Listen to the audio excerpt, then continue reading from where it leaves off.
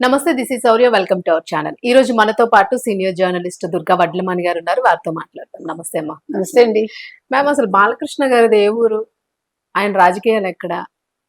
ఇదంతా వైసీపీకి ఏమి తెలియలేనట్టుగా అనిపిస్తా ఉంది. మీరేమైనా క్లారిటీ ఇస్తే వాళ్ళు తెలుసుకుంటారని నా ఉద్దేశం. మనం ఏమి ఎవరికి క్లారిటీ ఇవ్వక్కర్లా, వాళ్ళే తెలుసుకుంటారు. అంతే అంటే కొత్తగా ఏదో ఇప్పుడు వాళ్ళు ఉనికిని కాపాడుకోవడంలో భాగంగా లేనిపోనివి తెర మీదకి తీసుకొస్తున్నారు. బాలకృష్ణ గారు ఎక్కడో హైదరాబాద్ లో ఉంటారు, బాలకృష్ణకి హిందూపురానికి ఏంటి సంబంధం? ఈ మాట్లాడిన వ్యక్తి ఎప్పుడు పుట్టాడు?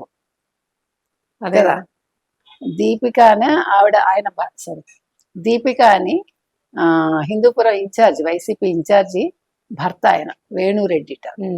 వేణురెడ్డి గారు దీన్ని తెర మీదకి తీసుకొచ్చారు. మనం ఎందుకు నాన్ లోకల్స్ ని పెంచి పోషిస్తున్నాం? అసలు మనం ఎందుకు వాళ్ళ కాళ్ళ కింద బతుకుతున్నాం? మనం బాగా ప్రశ్నించాం వేణురెడ్డి గారు. ఎందుకంటే అసలు ముందు జగన్మోహన్ రెడ్డి ఎక్కడున్నాడమ్మా? జగన్మోహన్ రెడ్డి ఎక్కడి నుంచి వచ్చాడండి? బెంగళూరు నుంచి కదా వచ్చాడు. అంతకుముందు ఎక్కడ చదువుకున్నాడండి? హైదరాబాద్ లో చదువుకున్నాడు కదా. హైదరాబాద్ లోనే చదువుకున్నాడా, ఆంధ్రాలో చదువుకున్నాడా? హైదరాబాద్ పబ్లిక్ స్కూల్లో చదువుకున్నాడు కదా. మరి ఆయన తీసుకొచ్చి మీరెందుకు అక్కడ పెట్టారు లోకల్ గా? ఇప్పుడు పులివెందుల వాళ్ళు అడగాలి. ఏం అడగాలంటే, జెడ్పీటీసీ ఎన్నికల్లో డిపాజిట్ కోల్పోయాక నువ్వు పులివెందులకు వచ్చావా జగన్మోహన్ రెడ్డి? మొంతా తుఫాన్ వచ్చినప్పుడు మమ్మల్ని పరామర్శించడానికి వచ్చావా? నువ్వు మా ఎమ్మెల్యేవి కదా. అప్పుడు నెక్స్ట్ ఇంక ఎమ్మెల్యేగా ఆయన్ని గెలిపించక్కర్లేదుగా. ఇప్పుడు ఏదైతే వేణురెడ్డి అనే వ్యక్తి తెర మీదగా తీసుకొచ్చాడో, నాన్ లోకల్స్ ని మనం పెంచి పోషించాలా అని. మరి యలహంకలో ఉండేవాళ్ళు నాన్ లోకల్సే కదండి. నాకు తెలియదు, మరి యలహంక ఆంధ్రాలో ఉందా? పులివెందుల్లో ఉందా యలహంక ప్యాలెస్?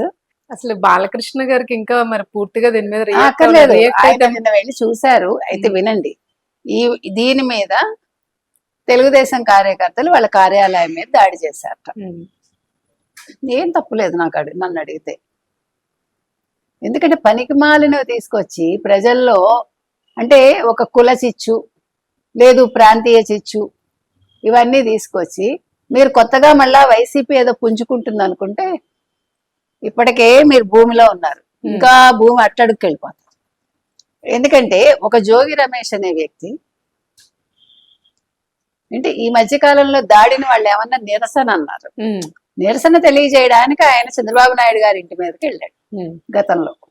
వెళ్ళి మంత్రి పదవి తెచ్చుకున్నాడు ఆయన. ఇవాళ వాళ్ళు కూడా నిరసనే చేశారండి. అంతే, తెలుగుదేశం కార్యకర్తలు కూడా నిరసన తెలిపారు. వాళ్ళ మార్గంలోనే వెళ్ళి తెలిపారు. ఎందుకంటే వైసీపీ వాళ్ళకి అలా చేస్తేనే అర్థం అవుతుందేమో అనుకుని అలా చేశారు అంతే. ఇది వాళ్ళ సొంతంగా తీసుకున్న నిర్ణయం కాదు. అంటే ఇప్పుడు ముళ్ళును ముళ్ళుతోటే తీయాలంటారు కదా. అందుకని నిరసన కూడా అలాగే చెప్పాలేమో. వాళ్ళు కర్రలు ఆయుధాలతో వెళ్ళారు, వీళ్ళు మామూలుగా వెళ్ళి నిరసన తెలిపారు. ఇది అర్థం చేసుకోండి. అసెంబ్లీలో లేని వ్యక్తిని, ఒక మహిళని దూషిస్తారు వాళ్ళు.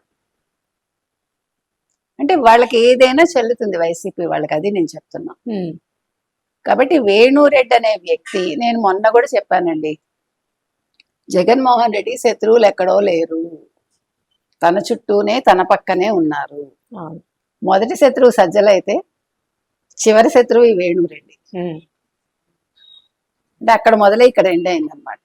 ఇప్పుడు జరిగేది కూడా అట్లానే జరుగుతుంది. ఆ రెండింటి మధ్యనే, వాళ్ళిద్దరి మధ్యనే జరుగుతుంది. అదే చెప్తున్నా. కాబట్టి ఇవాళ హిందూపురంలో ఏదైతే జరిగిందో, హిందూపురం హ్యాట్రిక్ సాధించారు బాలకృష్ణ. హిందూపురానికి బాలకృష్ణ ఏం చేశారో కనుక్కోండి. ఇదే ఎవరు, జగన్మోహన్ రెడ్డి బాలకృష్ణ ఫ్యాన్ మొదటి నుంచి. బాలకృష్ణ ఫ్యాన్స్ అసోసియేషన్ కి అధ్యక్షుడు ఆయన ఒకప్పుడు. అందుకనే ఆయన, మీకు తెలుసా లేదో, హిందూపురంలో గట్టి క్యాండిడేట్ ని పెట్టాడు ఆయన ఎప్పుడు. అంటే బాలకృష్ణ గెలవడం ఆయన చాలా సంతోషం. ఈ ఒక్క విషయంలో we have to appreciate Jaganmohan Reddy.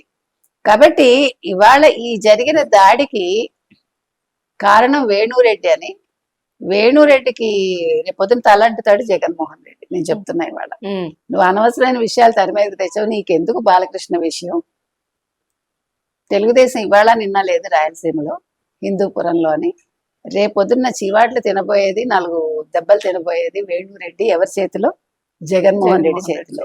So దీని మీద బాలకృష్ణ ఏం వివరణ ఇవ్వక్కర్లే, మాట్లాడక్కర్లే. అనవసరంగా స్ట్రెస్ Stress తీసుకోవాల్సిన పని లేదు. తీసుకోవక్కర్లేదు. ఆయనకి స్ట్రెస్ వచ్చిందంటే అసలు మొత్తం పిక్చర్ చేంజ్ చేంజ్ అయిపోతుంది. అయిపోతే అనవసరంగా రచ్చరచ్చ అవుతుంది. అనవసరంగా అందుకని ఆ వైసీపీకి వెళ్ళిపోవడం. రప్పారప్పాలు అక్కర్లేదండి, అదేదో ఆయనే చూసుకుంటాడు జగన్మోహన్ రెడ్డి.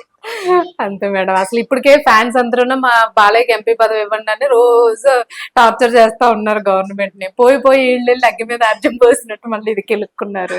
ఏం అవ్వదు దీనివల్ల, నష్టమేం లేదు. అందుకని బాలకృష్ణ ఏం మాట్లాడక్కర్లేదు, సమాధానం ఇవ్వక్కర్లేదు. అదే అన్ని జగన్మోహన్ రెడ్డే చూసుకుంటారు, ఆయనే సమాధానం ఇస్తారు.